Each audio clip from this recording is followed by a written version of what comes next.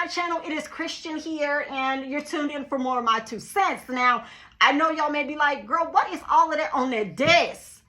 Well, this is my small group. This is my small group community. Okay, so we got Harafe, my co-small group hostess, my small group co-host. Lord Jesus, that shouldn't have been that difficult. Then we got Skyline. This the Skyline right here. This the New York Skyline. This the Skyline. This is part of the community. What is these things called? Small groups. And then we got Plantasia. Little Plantasia here. Part of small group. And then we got Liberty. Yeah. We got Liberty. She a part of small group too. This my crew. This how we roll. I be reading scriptures. I be going through like business plans. I mean, not that. That's not what we do in small group. Like we be talking about goals. We be like taking communion. We be eating the extra crackers and like opening more juice because we be thirsty. We also just do refreshments. Like we come together and we like bring stuff. Like Harafe is over the Roteo, and then Skyline is over the desserts. Like Skyline make a bomb peach cobbler. And then Plantasia get the cups because Plantasia can't cook. And then Liberty here, look at her. She bring a mean New York slice. Okay, that's not right. No, but yeah, we gonna get into the small groups of it all and why I think that they are dangerous. All right, I don't like danger. Shout out to Mystical. But we're going to talk about it. But first, before we do, welcome to the channel. If you're new here and if you're returning, hey, y'all, hey, I love y'all family. Subscribe to the channel, like the video. I cannot wait to introduce you to more thought-provoking topics that some of you would never discuss at your kitchen table with your mother, your grandmother, your great-grands, and none of those because it would be blasphemy. But I gets into it without the scriptures included. Number 1, you're not alone. Number 2, you're not crazy. And number 3, God, your creator, still loves you. Those are the 3 points that matter most while we're talking here. Now, let me move my small group up out the way so that I'm not distracted. Harafe, you want to stay? Okay, she wants to stay. We're not arguing with the small group co-host here. Small groups. The groups of small groups. I don't know where their origin comes from. If you know, drop down in the comments below. You all are very good with telling me what stuff originates because I'm not looking it up. There's certain things in religion sectors that I'm just not going to look up because it's like, where are y'all getting these things from? Like, who's coming up with this stuff and then it's just catching fire as a trend within the church? Me no like it. 0 stars, do not recommend. Small groups. You may want to know what a small group is. I'm going to give you what my knowledge of a small group is. Church organizations or churches, not chicken, but the okra is fire though. Churches have small groups where there are leaders, right? Like say if my husband and I went to church and our pastor was like, oh, Courtney and Christian, we would like for you all to be over a small group in the ministry. And it'd be like, oh, okay. They would then assign either couples or new members or whatever to our small group. We would meet once a week or whatever at either the church or at our home or a place of choice publicly where we come together to read scriptures, go over a topic, possibly go over like some kind of outline, spiritual outline to connect and just do life together. Life on life ministry in smaller groups because sometimes churches are too big to actually connect with all of the people. Okay? And I'm finna tell y'all why I don't like small groups. I ain't never been in there. I've been invited to some and it was a hell no, she won't go. Like, no. I'm not coming over to your house. No, I don't want to talk to, no. I'm good, love, enjoy. Me and my husband are not coming to that. No, I don't like it. It just screams red flags to me. It gives Lifetime movie network behavior. I've watched enough of those movies to know some group settings are just not the route that you should go when you know who you are. All right? I'm just saying. It's a no for me. The main thing that I want to say about small groups and why I think they are dangerous is because of the clique-ish aspect. Think of the Mean Girls movie, right? Think of Clueless. Think of anything that really screams, you belong to me. Like, I don't like that. It's the It's the bird's eye view. It's the big brother imagery in my mind of it all, because I've seen it. I've seen it happen to other people, and I always knew deep down inside that this is what it could be. The feeling like you're in, because what small groups allows to happen, to me, my 2 cents here, it allows a group of people to come together and get very close within a church, within an organization. Those same people then have to come back to church and do life with other members that they're not connected with.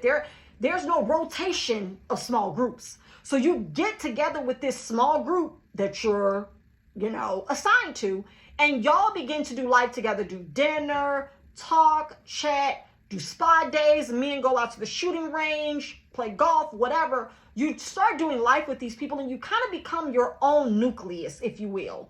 And what that does is it kind of cuts you off from other people in the ministry that you're supposed to be welcoming, inviting, enjoying, getting to know, and really just like sharing the gospel and the goodness with when you're at church. But if you have a small group, you don't want to do that. Everybody don't know how to go from small group setting, right, to like church with everybody else. If these are your 4 and you don't want no more in that group, y'all can pretty much like click yourselves up to where y'all are the it factor. You all are the power couples of the ministry, right? And don't mess around and get in a small group with the pastor and his wife. Oh, you really the untouchables at that point, okay? Because now you're in the inner circle. You're around the person that gets the word from the Lord, okay? And so you're untouchable. Really, you're in the inner workings of the ministry. You're either at the pastor's house, because more than likely the pastor is not coming to your humble abode. You're going to go to their you're going to go to their not their home, but their you're going to go to their and get to sit there, eat snacks, see their kids in their PJs. You're going to get to see all of that, right? Which makes you connected, cliquish. But then you have the little precious group of the oddballs in church that will then not be as connected and respected and what do you, I don't know, like they're just not going to be popular. I don't like that. Furthermore, I don't like putting other people over other members. Why are we doing this? Because I've heard of small group situations where people have had affairs, and they can happen easily because we all cool. Like Robert's in a small group. Vanessa got Robert's number, but Vanessa is married to Joe, and Robert is newly divorced, and he's hosting small groups at his house. Where's Sarah at? Go get her. I know y'all ain't together, but you need to bring on up in here. Maybe some reconciliation can happen while we're sitting in this circle with these snacks. Because, see, what you're not going to do is be with Vanessa, my boo. Not mine, but I'm just saying, like, her husband may not want her with. Anyway, my point is, when y'all are connected like that, anything can go under the guise of, oh, we're friends, we're in the same small group, and Robert was just sending me messages about the outline for this week and what notes we need to take, and he was sending me notes from the last small group, and next thing I knew he was on top of me, and oh my God. Listen, it's a no. It's giving no. It's giving back up. It's giving social distance, right? So when we think of all of the doors that are open for dissension and for just complete and utter disrespect and annihilation of people's morals and integrity and connection and self-worth and value inside of ministry, this to me is like a red flag when you have people to start like creating little sectors and groups. Say if there's a breaking away of the ministry and this person of a small group wants to take members of the church with him to a new church or her to a new ministry or whatever, you don't, and this is going to sound crazy, but you have no control over that because you've divvied up your people, right? And now these people have more power, influence, impact than you do because this becomes their little co-pastor over here, right? They got a little co-pastor because you don't have enough time to talk to, answer, break down scripture, do Q&As during Bible study. So now you're sending them over here to Jeremy and Lindsay's house, And they want to go be members at Jeremy and Lindsay's church in their home because you sent them over there anyway. Do you see what I'm saying about the small groups of it all? Now, I get that it's supposed to be an intimate, detailed setting where people can ask questions and grow together within the ministry, but I don't know if that's really how this goes. You know, maybe some of y'all can chime in and let me know if y'all been in a small group and what that looked like for you. I just feel like the cliquish mindset and thought process and all of that is real. And we just have to be aware of that. We have to know the limits and the boundaries. How are we vetting the people that we're now making small group leaders? How do we know? We don't. We don't know. Pastor just saying, oh, Brother Jacob is good, Brother Jacob and Sister, you know, whatever. Listen, but what if they have household issues? What if they have some stuff going on? You just never know. And I get that life on life is real. All I'm saying is just go to church. Why can't everybody just do the old school route? Just go to church and worship together in the same sanctuary. Why is we playing these games and sending folks to other people's homes during the week? Again, their access. They want to keep up with you. They want to keep up with you. Get in a small group. That's some little mini cult shit. Like, that's little mini cult. Like, you think your small group leader doesn't answer or report back to your pastor about your attendance or participation? It's giving Big Brother big time. No CBS. What up to Julie Chen? Okay? I'm just saying, I don't like the small group. I don't like the small group model, business model. But maybe y'all can change my mind on it. That's just my 2 cents. Oh, and I kept the video underneath 15 minutes. Y'all better like this video. That's all I know. That's what me, Harafe, Plantisha, Liberty, and Skyline.